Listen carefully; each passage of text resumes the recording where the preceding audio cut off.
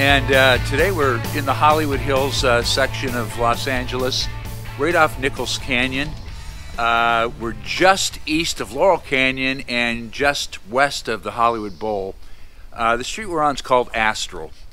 And in 1971, Todd Rundgren made a record called Something Anything. It was a double album. And I think that it kind of changed the way recordings are made in a way that still reverberates today. A lot of that record was recorded right here at 2501 Astral Drive. Now, on most of the record, Todd played all the instruments. And it's not like that was the rarest thing that had ever happened. Paul McCartney had done it a couple years earlier on his debut album, McCartney. But no one had ever done it in such a technically or artistically proficient way as he did it. And I really think that he blazed the trail for people like Prince and Trent Reznor of Nine Inch Nails to use their home studios not just as a way of crafting a song, but as a way of producing it that was going to make the master, that was actually going to be on the record. We're going to digress here for a minute before we go back in, and we're going to go down to Hollywood and check out where some of the basic tracks of this stuff were cut. So let's take a ride. So this would have been the trip that Todd took down to Hollywood every day, down Nichols Canyon. And, you know, it's a pretty narrow, winding street. If you're doing this in the pitch black of night, you know, takes a little kahunas to do that. But anyways, this would have been where he went down to Hollywood to track basic tracks with his engineer, James Lowe. They would work there for daylight hours and bring the stuff back up here to Astral Drive. Now, he had, in earlier 1971, had used this house on Astral Drive one other time when he recorded Ballad of Todd Rundgren, the album he did with Ruth, the second album. And that was with Hunt and Tony Sales, who were teenagers at the time. And they, of course, went on to play with Tin Machine, with Bowie. They were actually on the Lust for Life album with Iggy Pop. Some really, really great stuff right there, because that's one of my favorite albums of all time. It's a whole other video, I guess. Another interesting fact that happened was a couple weeks before he started Something Anything, he got a call from England. It was Apple Records asking if he would like to produce or finish producing the Badfinger record. George Harrison had been doing it, and he got caught up with the whole Bangladesh concert and didn't have time to devote to it. So they asked Todd to do it, and of course he did. And he had a big hit with Baby Blue, and it really, I think, cemented his position in the with his record company to give him a long leash to kind of come up here and do his own thing without any supervision at all. He was only, what, 22, 23 years old when he did this, so a lot of responsibility for a guy like that. Here we are on La Brea Avenue at what is now Russ Studios. This used to be ID Sound, and this is where Todd and his engineer James Lowe would have come to record during daylight hours.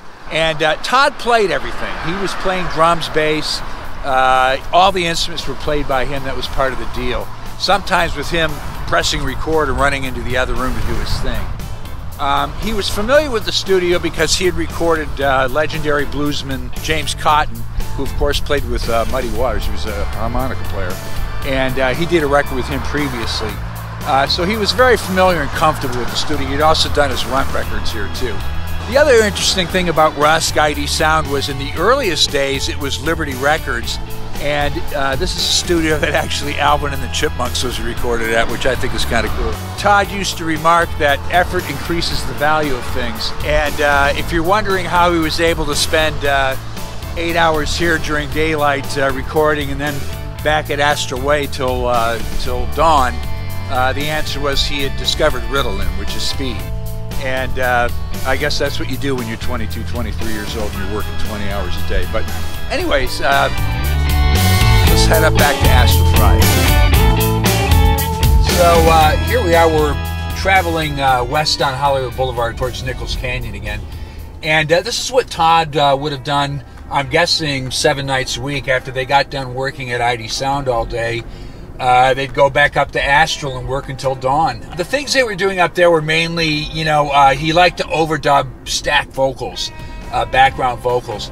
And they were doing things like that. He also had a new and pretty cutting-edge Putney synthesizer.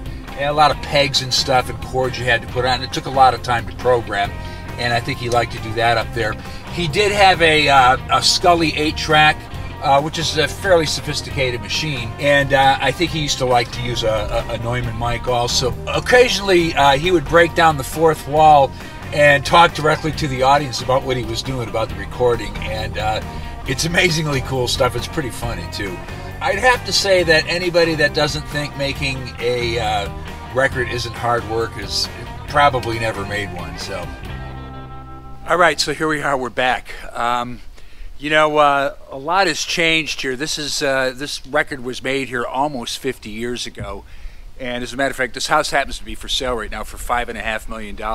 I was able to do a little checking, and in 1993 it sold for $111,000. So it's a very different place than it used to be. You know, Something Anything turned out to be one of Todd's most commercial records. He had a couple hits off of it. Hello, It's Me, which was actually a redo of a Nas song, and I Saw the Light, which is just a great song. Say what you want about the guy's music, you know, art is a subjective thing, but you know, some of the things he did on the recording side still absolutely reverberate today, and I think you got to put him in the echelon of some of the stuff Les Paul did and George Martin and the Beatles. I think it was that important to what happens today when people record in their home studios and the way it's done.